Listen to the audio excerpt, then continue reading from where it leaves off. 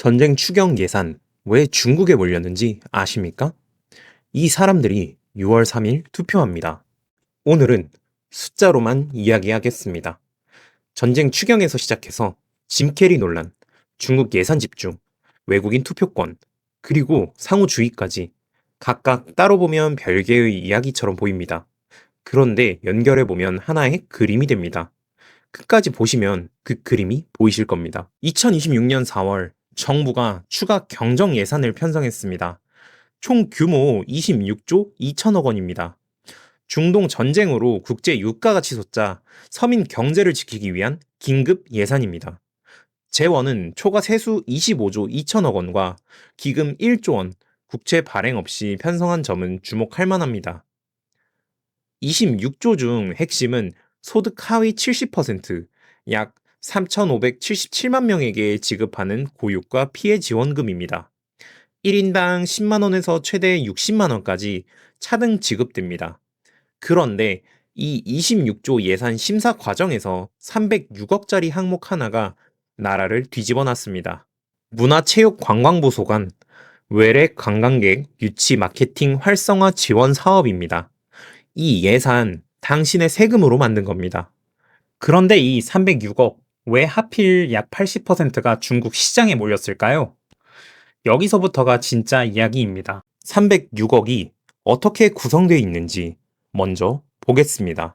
중국발 지방 전세기 지원 100억 원, 기타 중화권 마케팅 123억 원, 크루즈 기항 환영 행사 48억 원, 모바일 페이 프로모션 10억 원, 공항, 항만 환대 부스 10억 원, 그리고 문제의 항목, 이른바 짐 캐리, 수화물 배송 서비스 지원 5억 원입니다.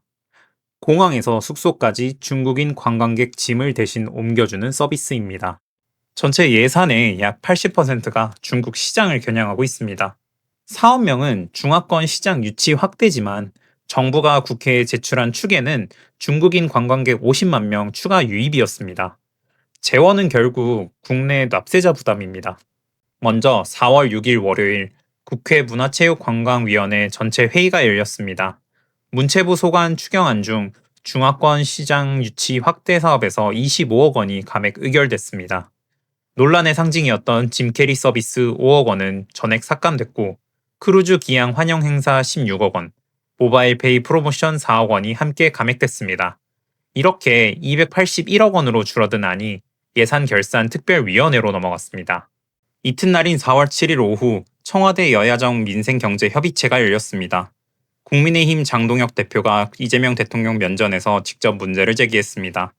전쟁 추경 목적에 맞지 않는 사업입니다. 중국인 관광객 집 날라주는 사업에 306억이 들어있고 대상이 중국인으로 한정되어 있습니다.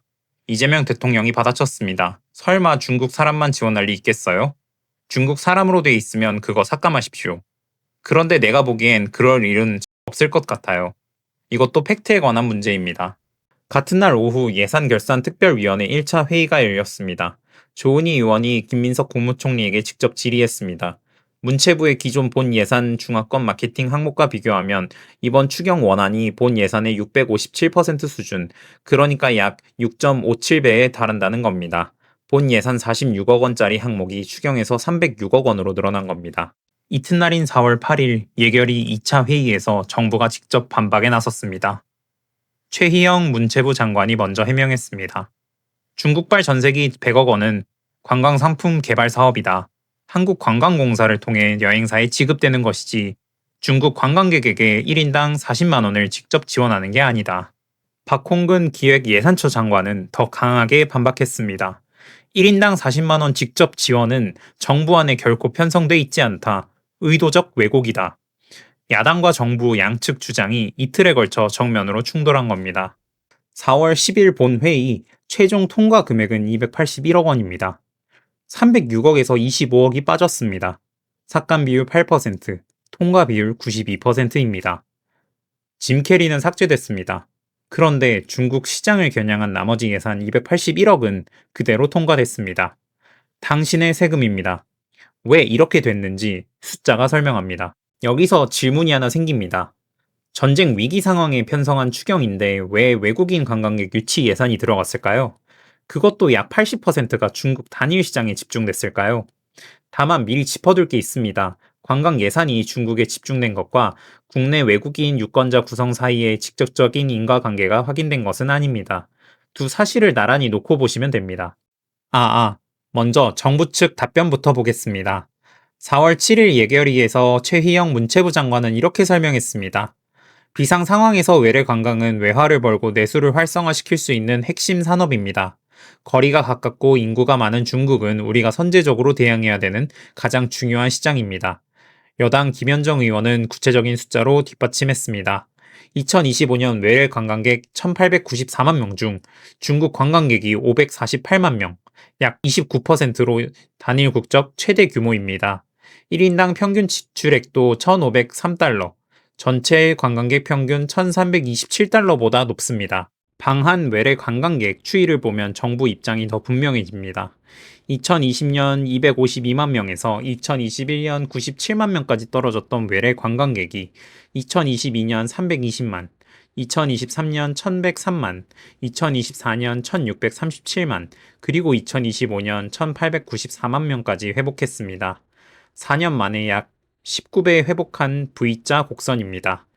정부 시각에서는 지금이 외래 관광 마케팅을 집중해야 할 결정적 시점이라는 겁니다. 정부 측에는 이번 관광 마케팅 추경으로 중국인 관광객 50만 명이 추가 유입된다는 겁니다. 단순 계산으로 약 1조 원 규모의 관광 수입 증가 효과입니다. 여기에 두 가지 외부 변수가 더해집니다. 첫째, 중동 사태로 두바이, 카타르 등을 찾던 중국 관광객 100만 명가량의 대체 수요가 발생했습니다. 안전한 곳을 찾아 옮기는 흐름이라는 겁니다. 둘째, 2025년 11월과 2026년 1월 두 차례 한중 정상회담 이후 양국 관계가 풀리면서 2026년 2월 방한 중국인 관광객이 1년 전보다 48% 늘었습니다. 정리하면 정부 논리는 명확합니다.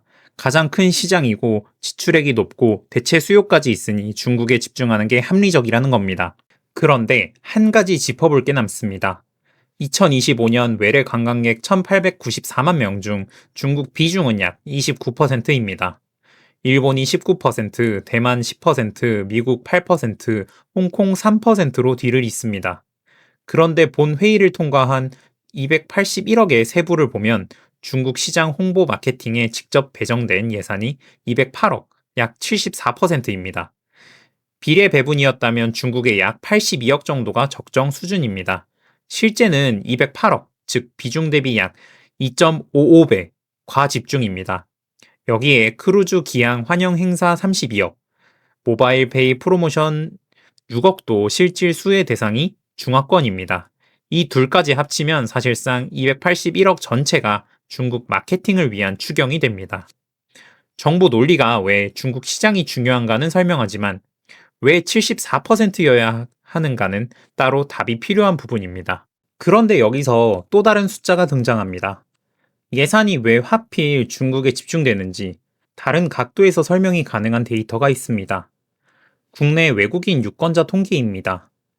이 사람들 6월 3일 투표합니다. 몇 명인지 아십니까? 대한민국은 2005년 공직선거법을 개정했습니다. 노무현 정부 당시입니다. 아시아 국가 중 드물게 외국인에게 지방선거 투표권을 부여하는 제도를 도입한 겁니다. 조건은 세 가지입니다. 영주권, 즉 F5 비자를 취득한 뒤 3년이 경과해야 합니다. 해당 지방자치단체 외국인 등록 대장에 올라 있어야 합니다. 만 18세 이상이어야 합니다. 공직선거법 제15조 제2항 제3호에 명시된 내용입니다. 이 조건을 충족한 외국인 유권자가 현재 얼마나 됩니까? 중앙선관위 2025년 3월 공식 확정치 기준으로 14만 1000명입니다. 2025년은 지방선거 기준 추산치는 14만에서 15만 명 수준으로 예상됩니다. 방향은 분명합니다. 꾸준히 늘고 있습니다. 2005년 제도 도입 당시 6,726명에서 시작해 2022년 12만 7,623명으로 증가했습니다. 20년 만에 20배 이상입니다. 국적별 분포를 보겠습니다. 2025년 확정치 기준 중국 국적이 81%입니다. 베트남 13%, 미국 4%, 기타 2%입니다. 2026년 추산치 기준으로는 중국이 78.9%입니다. 어느 수치를 쓰든 결론은 같습니다. 외국인 유권자 10명 중 8명이 중국 국적입니다. 제9회 전국 동시지방선거는 2026년 6월 3일입니다. 사전투표는 5월 29일부터 5월 30일까지입니다. 이 유권자들이 어디에 집중돼 있습니까? 경기도 안산시, 시흥시, 서울특별시 영등포구, 구로구, 금천구가 대표적인 집중 선거구입니다. 이들 지역에서는 기초의원이나 광역의원 선거 결과를 외국인 표심이 바꿀 수 있습니다. 선거구별 정확한 외국인 유권자 수는 선관위가 공개하지 않습니다. 다만 전국 14만 명 중 상당수가 이 5개의 선거구에 집중돼 있다는 것은 확인된 사실입니다. 다만 실제 투표율은 낮습니다. 제도 도입 첫 해인 2010년에는 35.2%였습니다. 2022년에는 13.3%로 떨어졌습니다. 숫자가 크더라도 실제 영향력은 제한적일 수 있다는 반론도 있습니다. 이 부분은 양쪽 시각을 모두 보는 게 맞습니다. 그런데 우리는 중국에서 투표할 수 있습니까? 이 질문이 핵심입니다. 이 지점에서 핵심 쟁점이 나옵니다. 상호주의입니다. 우리가 중국 국적자에게 투표권을 주는데 중국은 한국인에게 투표권을 줍니까? 답은 아닙니다. 중국과 베트남 모두 외국인의 정치 활동을 원천 차단합니다. 그 나라에 영주하는 한국인은 지방선거에서 단 한 표도 행사할 수 없습니다. 그렇다면 이 제도는 잘못된 겁니까? 다른 나라는 어떻게 합니까? 북유럽을 보겠습니다. 스웨덴, 덴마크, 노르웨이, 핀란드는 일정 기간 거주한 외국인에게 지방선거 선거권뿐만 아니라 피선거권까지 줍니다. 투표만 하는 게 아니라 출마도 할 수 있습니다. 노르웨이는 3년 이상 거주하고 납세 의무를 이행하면 지방선거에 참여할 수 있습니다. 상호주의보다 지역 공동체 구성원으로서의 기여에 초점을 맞추는 방식입니다. 두 가지 시각이 충돌하는 겁니다. 한쪽은 말합니다. 주는 나라가 안 주면 우리도 줄 필요 없다. 다른 쪽은 말합니다. 우리 사회에 기여하며 사는 사람이라면 지역 정치에 목소리를 낼 권리가 있다. 어느 쪽이 맞는지 이 영상이 결론을 내릴 수는 없습니다. 여러분은 어떻게 생각하십니까? 상호주의입니까? 지역 공동체입니까? 26조 추경 306억 논란, 14만 외국인 유권자, 이 연결고리를 알고 6월 3일을 보는 것과 모르고 보는 건 완전히 다릅니다. 그런데 이 26조 추경 세금은 누가 냈습니까? 상위 10%가 전체 근로소득세의 72%를 부담합니다. 그 돈으로 만든 지원금을 소득 하위 70%가 받습니다. 다음 편에서 이 구조를 숫자로 열어보겠습니다. 이 영상이 도움이 됐다면 주변에 한 명만 공유해 주세요. 유튜브 알고리즘보다 여러분의 공유가 이 채널을 키웁니다. 플로우 텔러였습니다.